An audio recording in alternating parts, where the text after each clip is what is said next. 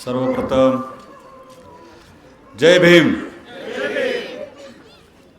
आज आपण प्रभाग नंबर 2 प्रभाग नंबर 3 ची कोपरा सभेचं नियोजन केलं। खरं तरी कोपरा सभा नाही, शीतल सर ही फार मोठी सभा आहे। आपण मागच्या 2-4 दिवसामधली सभा बघितली, लाईव्ह सभा बघितली, त्यातली संख्या आणि माझ्या भगिनींची संख्या त्याच्या 5 पट नक्की आहे। पहिल्यांदा मी माझ्या लाडक्या बहिणीचा मनापासून आभार व्यक्त करतो। आपण थंडी असताना सुद्धा इथं मोठ्या संख्येनं उभा राहिला, त्याबद्दल मी तुमचा मनापासून आभार व्यक्त करतो।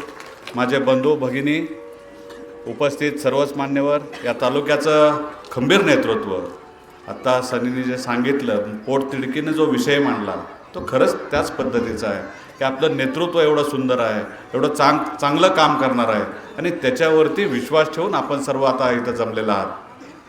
आणि या प्रभागामधील आपल्या नंबर 2च्या सुपर्णाताई, मीनाताई, प्रभाग 3 मध्ये आमचे सचिन सर आणि सुलक्षणा सरगर हे 4 उमेदवार आपले उभे आहेत आणि नगराध्यक्षपदासाठी आमचे शमशेरसिंह हिंदूराव नाईक निंबाळकर उभे आहेत। हे सर्वसामान्य कुटुंबातली मुलं आहेत, हुशार आहेत, अतिशय काम करणारे आहेत, कष्ट करणारे आहेत। ह्या समाजासाठी रात्रंदिवस झटणारी ही मुलं आहेत आणि म्हणून कशावरती, विकासावरती ते न बोलता प्रत्येकाच्या घरावरती बोलायचं काम चालू आहे। माझ्या सुलक्षणाताईबद्दल त्या इथं प्रभागामध्ये बोललं गेलं, अरे ती ताई इथं माझ्या घरी, आपल्या घरी नांदायला आली, तिचे आई वडील सगळं सोडून आपल्या सनीबरोबर ती सुखानं संसार इथं करते आणि गेले 10-15 वर्ष तुमच्यामध्ये इतकं मन मिळून ते संसार करते, तुमच्या सुखदुःखात ती बरोबर असते, तुमच्या लहान बाळांना ते खांद्यावर घेऊन फिरते। मी त्यांच्याबरोबर, माझ्या सुपर्णताईबरोबर मी ह्या प्रभाग 2 प्रभाग 3 मध्ये माझ्या माहितीप्रमाणे ताई आपण 3 वेळा एकत्र बरोबर फिरलो। प्रत्येक घरात जाईल त्याचे पाय तिने धरले, माझ्या माई माऊलीचे, त्या सगळ्या नंदांचे, सगळ्या बहिणींचे 10-10 वेळा तिने पाय धरले। अरे तिने एवढा जीव तुमच्यावर लावलाय, एवढं तुमच्यावर प्रेम केलंय, तुमच्या घरावरती प्रेम केलंय, माझ्या सनी भैयावरती प्रेम केलंय आणि ती तुमच्या कुटुंबात एवढी समरस झाली की ती बाकी सगळं पृथ्वीवरचं सगळं विसरून गेली, तिचे आई वडील विसरून गेले आणि तुमच्या घरात तुम्हाला आई, बहीण, भाऊ म्हणून ते तुमच्याबरोबर राहते। खरंच तिचं मनापासून कौतुक केलं पाहिजे आणि कौतुक असं तसं नाही केलं पाहिजे, कौतुक तिला मताच्या पेटीतून दाखवलं पाहिजे। मंगळवार पेठीची ताकद काय, मंगळवार पेठ कशी प्रेम करते, मंगळवार पेठ बहिणीवरती कशी प्रेम दाखवते, ही येणाऱ्या 20 तारखेला तुम्ही मताच्या पेटीतून दाखवली पाहिजे। प्रत्येक उमेदवार आपला चांगला आहे, मग विनाकारण कुठंतरी राजकारण न्यायचं, कुठंतरी त्याला गालबोट लावायचं काम करायचं। पण आमची माणसं, माझ्या बहिणी, माझे भाऊ, माझे बंधू, वडील बंधू, ह्यांना सगळं राजकारण आता कळतंय, कोण कशा पद्धतीनं बोलतंय, का बोलतंय, कशासाठी बोलतंय। हे फक्त त्यांना मताचं राजकारण करायचं आहे, त्यांना विकासाचं राजकारण करायचं आहे। आम्ही नेहमी विकासावर बोलतो। आम्ही काय केलं तर या मंगळवार पेठेमध्ये सचिन सर नगरसेवक असताना 5 कोटी रुपयाचा निधी आम्ही इथं दिला। तेव्हा काय मतं बघितली, मतं मागायला आलो, पण या भागामध्ये प्रत्येक ठिकाणी विकास झाला पाहिजे, प्रत्येक माझ्या माता भगिनींना पाणी वेळेवर आलं पाहिजे, त्यांना रस्ता चांगला पाहिजे। पावसाळ्यामध्ये 22 मे ते 26 मे पाऊस झाला, प्रचंड पाऊस झाला। प्रचंड पाऊस झाल्यानंतर रणजितदादा, मी स्वतः आम्ही पायी दौरा इथं केला, प्रत्येक घरामध्ये पाणी गेलं। बारामती रस्त्यापासून आज आम्ही सगळ्या प्रभागामध्ये फिरलो, ज्या ज्या घरामध्ये पाणी गेलं त्या घरामध्ये मी जाऊन फिरलो, तिथं जेवणाची व्यवस्था केली, तिथं प्रत्येक अडचणीला आम्ही उभं राहिलो, लाईट कनेक्शन, लाईट बंद केल्या, माझ्या भावा बंधूंना भगिनींना अडचण येऊ नये ह्याची आम्ही काळजी केली। आम्ही रस्त्यावर येऊन 24 तास तुमच्यासाठी रात्रंदिवस पळत राहिलो, का तर आम्ही फलटणचे आहे, तुमच्यातला मी एक सर्वसामान्य कार्यकर्ता। तुम्ही संधी दिली, त्या संधीचं सोनं करायचं असतं, त्यासाठी रात्रंदिवस तुमची सेवा करण्यासाठी मी इथं उभा आहे। मी कोण आमदार म्हणून उभा नाहीये, मला आमदारकी कुठं नाचवायची नाही, गाजवायची नाही। दादांनी लोकसभेमध्ये खासदार होते, त्यांनी कधी खासदारकी नाचवली नाही, तर तुमच्यासाठी रात्रंदिवस काम करत राहिले।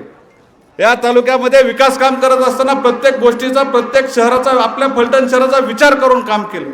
फलटण शहर कसं वाढलं पाहिजे, कसं मोठं झालं पाहिजे, व्यापार कसा झाला पाहिजे, माझ्या लाडक्या बहिणींच्या हाताला काम कसं मिळालं पाहिजे, बेरोजगार तरुणांच्या हाताला काम कसं मिळालं पाहिजे, ह्याचं नियोजन, ह्याचं प्रत्येक नियोजन करून विकासाचं काम या तालुक्यामध्ये आखण्याचं काम केलं.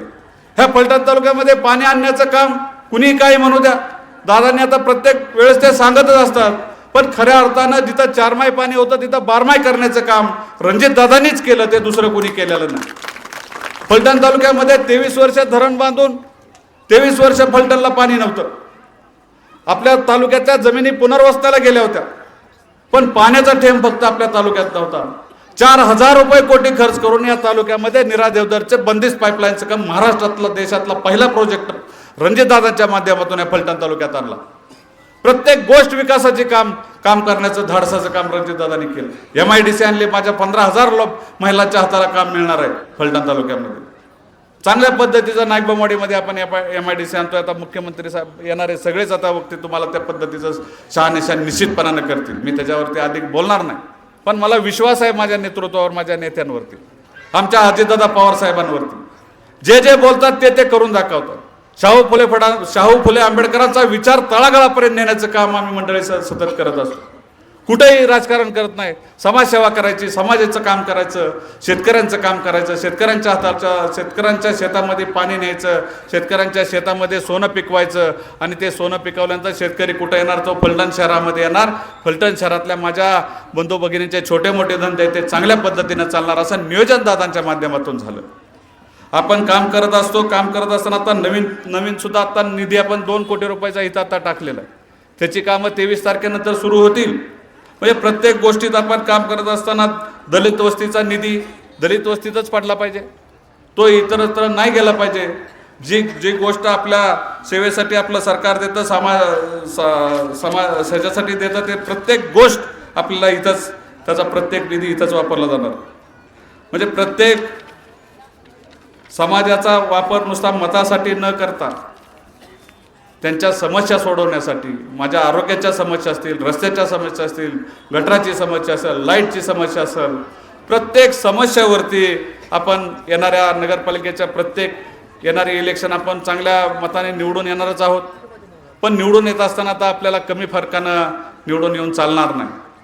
तुमची मंगळवार पेठेची ताकद प्रभाग 2ची आणि प्रभाग 3ची, नगराध्यक्षपदासाठी उभे असणारे आपले शमशेरदादा लाडका नेतृत्व आहे, ते सुद्धा रात्रंदिवस झटणार. त्याच्यासाठी आपण सर्वांनी एक विक्रमी मतदान असं केलं पाहिजे. सगळ्यात जास्त मतं आपल्या मंगळवार पेठ प्रभाग 2 आणि प्रभाग 3 मध्ये दादांना पडली पाहिजेत. तुम्ही देणार ना मतं सगळीच्या सगळी कमळाला? हात वर करून सांगा, मतं मिळणार का कमळाला? धन्यवाद. तुम्ही खूप मनापासून तुमचे आभार मानतो. आणि आमचे 4 नगरसेवक आहेत, सचिन सर आहेत, सुपर्णाताई आहेत, सरगर वहिनी आहेत, आमच्या मीनाताई जीवन काकडे आहेत, अतिशय चांगल्या सुशिक्षित. त्या आता सरांनी पण सांगितलं की या मंगळवार पेठेमध्ये 50 वकील आहेत. प्रत्येक माझं शीतल सराची तर मैत्री पहिल्यापासून आहे, सचिन सराची मैत्री पहिल्यापासून आहे. अरे सुशिक्षित चांगली मुलं या मंगळवार पेठेने सुद्धा चांगली तयार केली, चांगल्या पद्धतीचं शिक्षण चांगल्या पद्धतीनं दिलं. तुम्ही इथल्या ज्या नगरपालिकेच्या शाळा चांगल्या पद्धतीनं चालत होत्या ते तुम्ही बंद पाडण्याचं काम केलं. 30 वर्षापूर्वी नगरपालिकेच्या शाळेमध्ये, तुमच्या माहितीसाठी सांगतो, 6000 विद्यार्थी तिथं शिक्षण घेत होते. ते शिक्षण घेणारे विद्यार्थी कोण होते? तर तुमच्या माझ्यातलेच विद्यार्थी होते. हे सगळे शिकले, ते सगळे नगरपालिकेच्या शाळेमध्ये शिकले. पण त्या शाळा बंद पाडण्याचं काम ह्या लोकांनी केलं. 200 शिक्षक तिथं काम करत होते. आज 10 शिक्षक फक्त, 15 शिक्षक फक्त काम नगरपालिकेमध्ये करतात. अशी अधोगतीला हे शहर त्यांनी नेऊन ठेवलेलं आहे. शहरामध्ये दवाखान्याची व्यवस्था व्यवस्थित नव्हती, ती आम्ही चांगली करून घेतली. सगळंच मोफत शिक्षण तुम्हाला मिळालं पाहिजे, मोफत आरोग्यसेवा तुम्हाला मिळाली पाहिजे. प्रत्येक गोष्टी युती शासन आहे, अजितदादा पवार साहेब आहेत, देवेंद्रजी फडणवीस आहेत, प्रचंड मोठा मुख्यमंत्री उपमुख्यमंत्री आपल्याबरोबर आहे. विकासाच्या बाबतीत काळजी करू नका. प्रत्येक गोष्ट या शहरासाठी, प्रत्येक गोष्ट माझ्या दलित बांधवांसाठी इथं आणल्याशिवाय मी राहणार नाही. एवढाच शब्द तुम्हाला या निमित्तानं देतो आणि माझे 2 शब्द थांबवतो. जय हिंद, जय महाराष्ट्र.